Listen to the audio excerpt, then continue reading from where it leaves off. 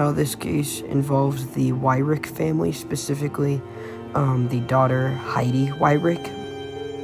Now, the family had moved to Georgia, just looking to set up shop, and unfortunately, they were met with some very dangerous spirits. So it should be an interesting one, and let's jump right on into it. Now, the experiences for Heidi started pretty quickly, actually. She started experiencing this old man, and she would have conversations with him. They would play on the swings. She would be seen holding hands, but, she was just having her hand up in the air. There was nobody actually there. She would tell her parents about this man, and they actually believed that he was a kidnapper trying to abduct their daughter. And that was obviously really scary for them, so they started keeping a real eye on her. But then, after a large amount of time, they just watching her talking to nobody and holding hands with nobody and just acting like she had a friend there, they decided he must have just been an imaginary friend, which to an extent, yeah, but it wasn't an abductor, but it was actually something arguably even scarier.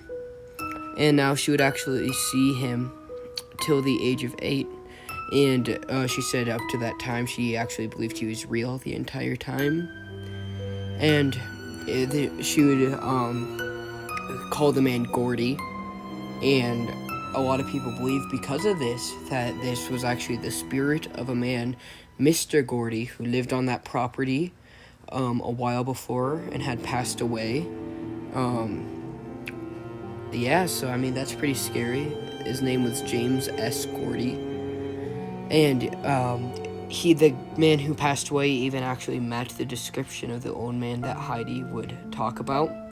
So, and there's no reason she would have known about this man and what he looked like, and she knew exactly what he looked like. When actually they would bring in a psychologist, Dr. William Roll, he would show pictures to Heidi of Mr. Gordy, and she could always point him out as Gordy, the one that she was talking to. And thanks to this, he would actually conclude that she was seeing spirits of Gordy, and there were other spirits that she was seeing at the time as well.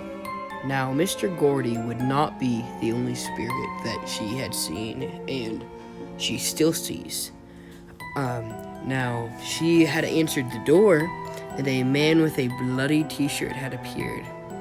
He also had a bandaged hand. It was all bloody. This man probably looked extremely disturbing. I'm sure it was traumatizing for a young Heidi. And this man, it is believed, became violent with the family. It is believed that he attacked the father, especially Andy, throughout the nights. He would wake up with scratches and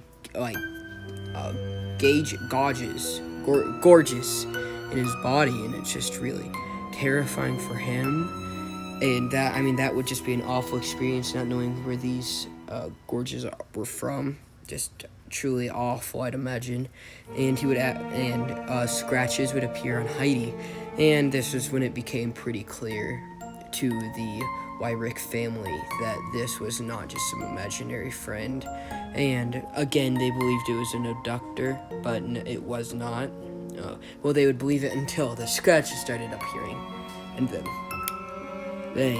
they put it together that they started believing this was paranormal. So that's when they brought in Dr. William Roll, where he would conduct research on Heidi and figure out that the men that she was seeing were actually men that were alive in the areas. And these attacks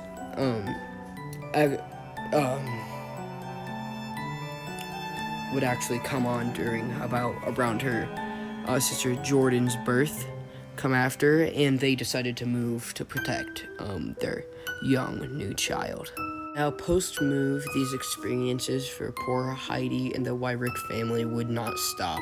They would actually follow the family to their new home, One instance, Heidi was completely picked off the ground. A lot of poltergeist experiences happened, moving inanimate objects moving and being thrown across the room. They were hearing voices.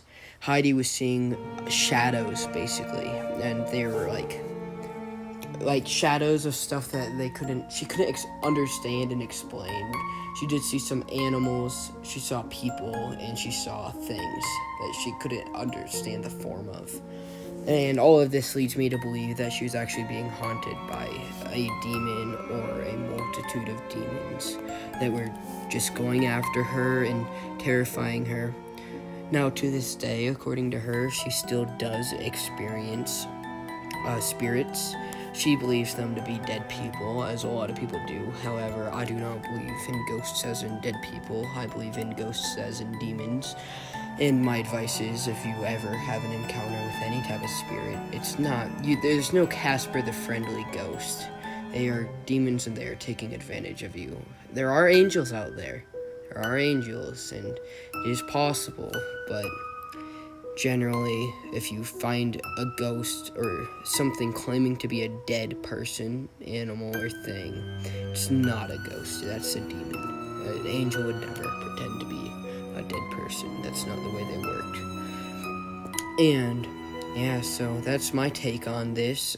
Heidi and the Wyrick family. It's through unfortunate cursing or some sort of fortunate event, have these demons that seem to surround them, especially Heidi specifically, as she moved away from the family and she's continued to have these events. I do believe she's written a book about it. If you do want to go read that, it should be an interesting one. I'm sure she has a lot of interesting takes about it. I can't imagine trying to live through all this. I mean, when it gets to physical violence, I can't imagine how awful that would be. But that will just about wrap up this case. There's still a lot of research you could go into and figure out more about it, or you could go more in depth. Of course, this is just a brief introductory video about the case, giving you the basic facts around it.